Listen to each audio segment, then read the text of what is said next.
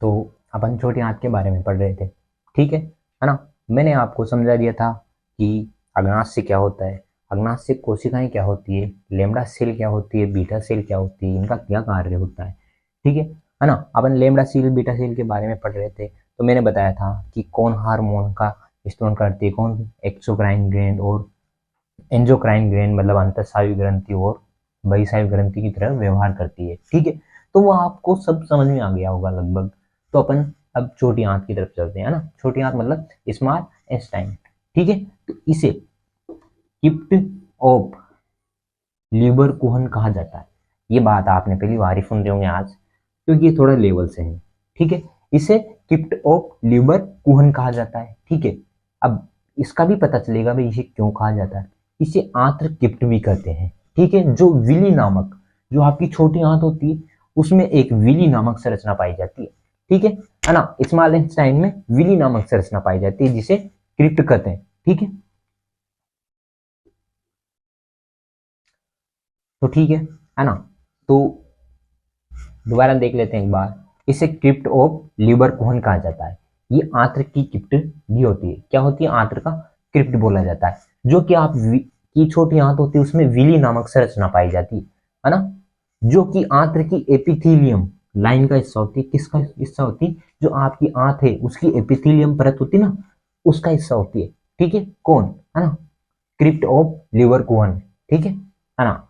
आंत्र का रस, ठीक है।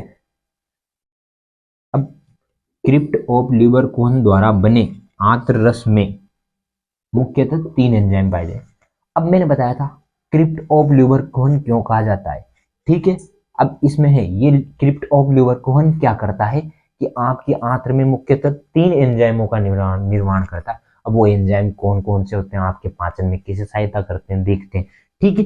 पहला एंजाइम कौन सा है? माल्टोज, दूसरा सुक्रोज और तीसरा लैक्टोज। अब ये आपके भोजन में किस प्रकार सहायता करेंगे बच्चों, ठीक है। तो जो माल्टोज होता है वो माल्टोज ग्लूकोज को किस में तोड़ेगा, ठीक है, ग्लूकोज में तोड़ देता है ना। जी का मतलब ग्लूकोज है यहाँ पर, ठीक है। ये शर्करा अम्ल वो वसीय अम्लों का अवशोषण करता है। किसका अवशोषण करता है? जो आपके भोजन में शर्करा पाई जाती है ना, शुगर, है ना, उसका अवशोषण करता है। और जो वसीय अम्ल होते हैं, है ना, लिपिड्स, है ना, उनका अवशोषण करता है बच्चों, ठीक है। जो सुक्रोज होता है वो सुक्रोज पहले किस में टूटेगा? ग्लूकोज में, फिर फ्रुक्टोज में।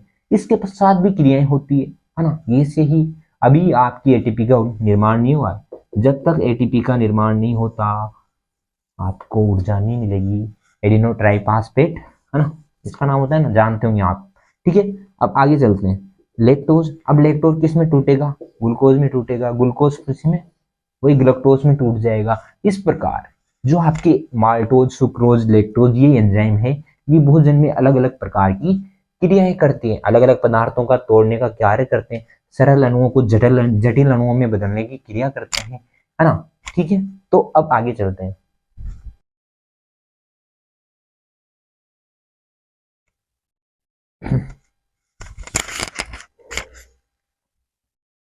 तो छोटी आंत के बारे में पढ़ रहे थे अपन। तो इलियम, है ना, इसमें इलियम बड़ी आंत से जुड़ा होता है। जो आपका इलियम होता है, ठीक है, इलियम कैसा होता है? ये इस प्रकार का, जो क्या है, जो यहाँ देख लो ये कैसी संरचना होती है, जो कि ये इससे जुड़ी होती है, इसमें ही छोटी आंत होती है, फिर यूं घूमी रहती है, ठीक है। तो जो आपका इलियम है वो बड़ी आंत से जुड़ा होता है, जो कि माइक्रोविली नामक संरचना, जो अंगुली नुमा संरचना, है ना, माइक्रोविली नामक संरचना है, जो किसके समान है? अपनी उंगली नुमा संरचना के समान है। ये क्या करती है? ये पोषण का स्त्रवण करती है। अब पोषक का क्या होता है, या पोषकों का क्या होता है कि जैसे कार्बोहाइड्रेट, वसा, आपका भोजन के पाचन के पश्चात कार्बोहाइड्रेट, वसा, प्रोटीन, खनिज लवण बचते हैं, तो उनका अवशोषण कौन करता है? इलियम करती है, ठीक है। इसकी लंबाई 1.1 से 1.5 माइक्रो, ठीक है। उसका व्यास 3 इंच होता है, ठीक है। इसमें एक अपेंडिक्स पाई जाती है, अपेंडिक्स, है ना, जिसे अवशेषीय अंग कहते हैं। ये रही आपकी अपेंडिक्स, जिसे अवशेषी अम्ल कहते हैं। ये कहाँ पर पाई जाती है? और ये जानवरों में ज्यादा पाई जाती है। अब जानवरों में क्यों ज्यादा पाई जाएगी? आप सोचेंगे कि अपन में तो छोटी पाई जाती है, जानवरों में क्यों बड़ी पाई जाती है? जानवरों में इसलिए बड़ी पाई जाती है अपेंडिक्स, क्योंकि ये घास में क्या होता है? सेल्यूलोज। ठीक है, सबसे ज्यादा घास में, तो उसमें सेल्यूलोज का पाचन के लिए पाई जाती है। ठीक है ना। और अब चलते हैं अपन बड़ी आंत की तरफ। ठीक है, लार्ज इंटेस्टाइन। ठीक है ना। बड़ी आंत की ओर चलते हैं। बड़ी आंत के मुख्यतः कितने भाग होते हैं? 3 भाग होते हैं। कौन कौन से? Caecum, colon, rectum. तो ठीक है, आपका पहला भाग देखते हैं, सीकम। ये एक बंद थैली के समान संरचना होती है। कैसी संरचना होती है? एक बंद थैली के समान संरचना होती है। इसे ब्लाइंड सेक, है ना, क्या बोलते हैं इसे? ब्लाइंड सेक कहते हैं। ठीक है, ब्लाइंड सेक कहते हैं। इसमें वेस्टियल ऑर्गन या वर्मीफॉर्म उपस्थित होते हैं। जो आपके वेस्टियल ऑर्गन होते हैं या वर्मीफॉर्म उपस्थित होते हैं। ठीक है, अब वेस्टियल ऑर्गन होते क्या है? ठीक है ना, उनके बारे में भी आगे चर्चा करेंगे। मैंने बता ही दिया आपको। और जो आपकी अपेंडिक्स थी, है ना, इस प्रकार की होती है। अपन में तो छोटी है, और जानवरों में इस प्रकार की बड़ी अपेंडिक्स पाई जाती है, जो कि क्या करती है? सेल्यूलोज के पाचन में सहायता प्रदान करती है। और ये याद रखना कि यह एक अवशेषी अंग है। क्या? अपेंडिक्स एक अवशेषी अंग होता है।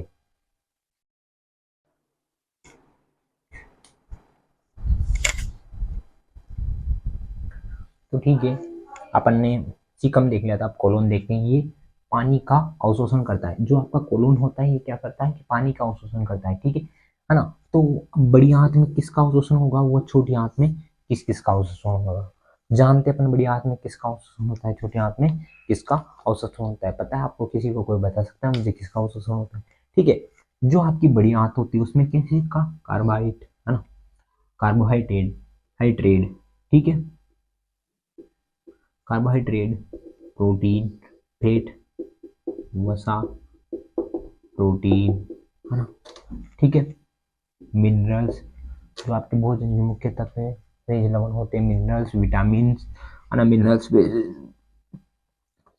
कौन कौन से मिनरल्स होंगे? सोडियम, नाइट्रोजन, कैल्शियम, इनका अवशोषण करती है। कौन सी? बड़ी आंत करती है। ठीक है, विटामिन को एक्सेप्ट कौन करती है? विटामिन का अवशोषण कौन करती है? ये भी बड़ी आंत करती है। जो आपकी छोटी आंत होती है वो क्या कार्य करती है? छोटी आंत आपका वाटर का, मिनरल्स का, मिनरल्स में सोडियम, कैल्शियम, पोटेशियम। ठीक है ना। ड्रग्स, मेडिसिन व निकोटीन। निकोटीन बहुत इंपॉर्टेंट है। जो निकोटीन पदार्थ होता है, जो आपके यूमल, शराब वगैरह, इनमें सब में डाला जाता है। क्यों? क्योंकि इससे लत लगती है। जिस भी चीज पर लिखा होता है कि तंबाकू जानलेवा है, उन सब में निकोटीन पाया जाता है। निकोटीन आपको लत लगाने का कार्य करता है। ठीक है, आपको लत लगाने का कार्य करता है। तभी आपको महसूस होता है जब आप युगल वगैरह जो गुटखा ग्रहण करते हैं, उसके पश्चात आपकी उसको दोबारा खाने की इच्छा इसीलिए होती है कि उसमें निकोटीन पाया जाता है। ये बहुत जानलेवा, ये धीरे तो बोलते हैं ना लोग बाग, तो मैंने युगल खाता हूँ, मेरे को कोई नुकसान नहीं होता, है ना। तो ये नुकसान ऐसे नहीं होता, नुकसान धीरे धीरे होता है। ठीक है, जो आपके तंबाकू में ये तंबाकू तंबाकू ह्यूमल, तानसेन सब आते हैं, उसमें क्या है? निकोटीन पाया जाता है। और तो और आपके मंजन में भी निकोटीन पाया जाता है, जो कि क्या करता है कि आपको लत लगाने का कार्य करता है। वही ये पदार्थ है जिसके कारण शराब की लत लगती है। ठीक है ना। ड्रग्स, मेडिसिन, निकोटीन, कैफीन, है ना, इन सब का अवशोषण कौन करती है? आपकी छोटी आंत करती है। और सबसे पहले छोटी आंत ही डैमेज होती है ना। ठीक है, विटामिन, विटामिन के का अवशोषण भी कौन करेगी? छोटी आंत करती है। और छोटी आंत क्या करती है? ये फर्मेंटेड फर्मेंटेड का फर्मेंटेशन का कार्य करती है। किसका? जिसकी आपने जलेबी, डोसा, एल्कोहल, ये सारी चीजें ग्रहण करते हैं ना, तो इनको पचाने के लिए हमारे शरीर में कोई भी एंजाइम नहीं बना है। ठीक है, इनको पचाता कौन है फिर? ठीक, जो आप मैदा ग्रहण करते हैं उनको पचाता कौन है? आपने नाम सुना होगा HCl, हाइड्रोक्लोरिक अम्ल, इसका नाम सुना होगा, है ना। हाइड्रोक्लोरिक अम्ल होता है ये आपकी मैदा के, जो ये डोसा, जलेबी, है ना, समोसे, है ना, समोसे सुनते नाम मजा आ गया लोग, अरे गजब। है ना। समोसे इनको पचाने का कार्य करता है, पर ये बहुत हानिकारक होते हैं क्योंकि इनको पचने में कम से कम 2 या 3 दिन का समय लग जाता है। तभी आप कचौरी समोसे खाते हो तो आपका पेट दर्द करने लग जाता है। ठीक है। अब मलाह से क्या होता है, मल कुछ समय तक संग्रहण में रहता है। कैसे, है ना, आपके गुदा में या में इसमें पेट में, आपका पेट होता है, स्टोमच होता है, उसमें संग्रहित रहता है मल, है ना। फिर उसके पश्चात गुदा द्वारा शरीर के बाहर त्याग दिया जाता है ना। ठीक है। बस तो आपका पाचन तंत्र समाप्त हो चुका है। ठीक है।